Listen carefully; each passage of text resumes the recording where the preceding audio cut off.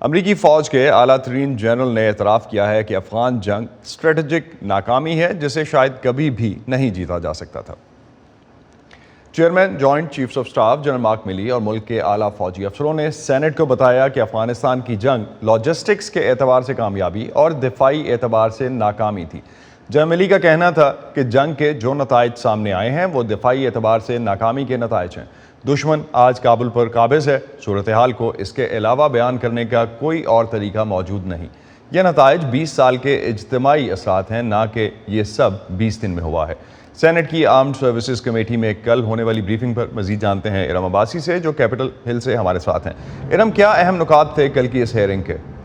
جی اسد، یہ سماعت جو ہے لگ بھگ 6 گھنٹے تک جاری رہی، جہاں پر جیسے کہ آپ نے بتایا کہ دفاعی اہلکاروں سے سخت سوالات پوچھے گئے۔ اس سماعت میں chairman joint chiefs of staff general mark ملی شامل ہوئے، اس کے علاوہ US سینٹرل کمانڈ کے سربراہ جنرل میکنزی بھی شامل تھے اور امریکی وزیر دفاع لارڈ آسٹن نے بھی شرکت کی۔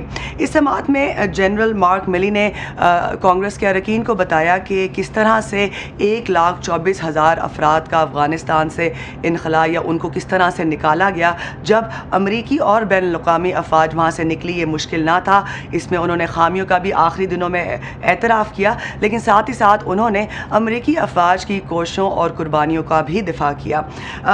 جنرل میکنزی کا یہ کہنا تھا کہ جو دوحہ میں 2020 میں طالبان کے ساتھ ٹرمپ انتظامیہ نے معاہدہ کیا تھا، اس نے شاید افغان افواج کو نفسیاتی اثرات ان پر اس کی معاہدے کی وجہ سے پڑے، جس کی وجہ سے یہ بھی ممکن ہے کہ شاید ان کی شکست اتنی تیزی سے ہوئی۔ جیسا کہ آپ نے ناکامیوں کا کہا اور کس طرح سے اعتراف کیا گیا، تو جب کمیٹی کے سامنے امریکی وزیر دفاع لارڈ آسٹن پیش ہوئے تو انہوں نے کیا کہا، آئیے دیکھتے ہیں۔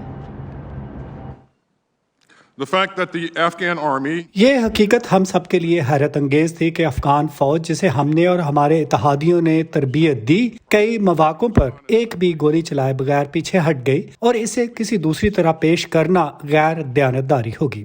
ہمیں کچھ ناگوار حقائق پر غور کرنے کی ضرورت ہے کہ ہم اعلیٰ سطح پر کرپشن کی گہرائی اور ناقص قیادت کو مکمل طور پر سمجھ ہی نہیں پائے، اور نہ ہی ہم صدر غنی کی جانب سے ان کے کمانڈروں کے بار بار اور نہ سمجھ آنے والے تبادلوں کے نقصان دہ اثرات کو سمجھ پائے، اور یہ کہ ہم دوحہ معاہدے کے بعد طالبان کمانڈرز کے مقامی رہنماؤں کے ساتھ ہونے والے معاہدوں کے تیزی سے بڑھنے والے اثرات کا اندازہ بھی نہیں لگا سکے۔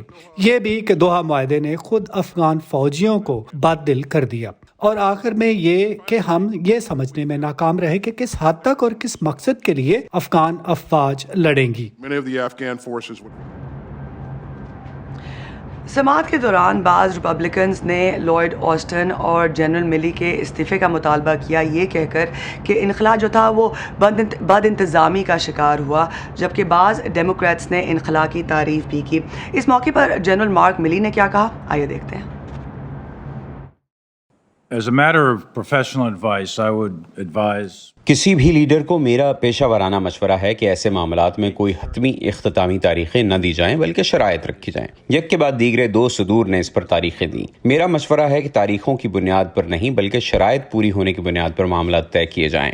یہی میرا مشورہ ہے اور اسی طور پر میری تربیت ہوئی ہے۔ that is how I've been trained. ان دونوں جنرلز کا کہنا تھا کہ ان کی طرف سے یہ مشورہ بھی دیا گیا تھا کہ 2500 فوجیوں کو افغانستان میں رکھا جائے۔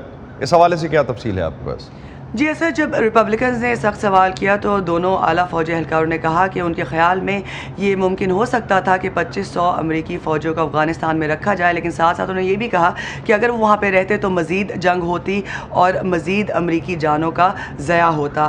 اور یہ بھی بتاتے چلوں کہ جیسے کہ ہم جانتے ہیں کہ پریزیڈنٹ جو بائیڈن نے ABC کو جب انٹرویو دیا تھا تو اس میں ان کا یہ کہنا تھا کہ انہیں اس طرح کے کسی مشورے ان کو یاد نہیں ہے کہ اس طرح کا مشورہ دیا گیا، لیکن جب وائٹ ہاؤس کل ہی جب پریس بریفنگ ہوئی تو وائٹ ہاؤس نے وضاحت کی کہ پریزیڈنٹ بائیڈن جو ہیں وہ اپنے فوجی جنرلز کے، اپنے ایڈوائزرز کی ایڈوائس کو ویلیو کرتے ہیں، اس کی اہمیت کو جانتے ہیں، لیکن ضروری نہیں کہ وہ اس سے ایگری کریں، اور اگر امریکی فوجی افغانستان میں رہتے تو آج امریکہ طالبان کے ساتھ جنگ میں ہوتا۔ اور ساتھ ہی ساتھ یہ بھی بتاتی چلوں کہ جنرل ملی نے یہ بھی سماعت کے دوران کہا کہ وہ یہ بہت اچھے سے جانتے ہیں کہ طالبان اب بھی ایک دہشت گرد گروہ ہے اور اس نے القاعدہ کے ساتھ اپنے تعلقات ختم نہیں کیے اور ISIS پہلے ہی امریکہ کے ساتھ تنازع میں شامل ہے، تو یہ جو ہے خطرات عالمی سطح پر جو دہشت گردی کے خطرات ہیں وہ ختم نہیں ہوئے۔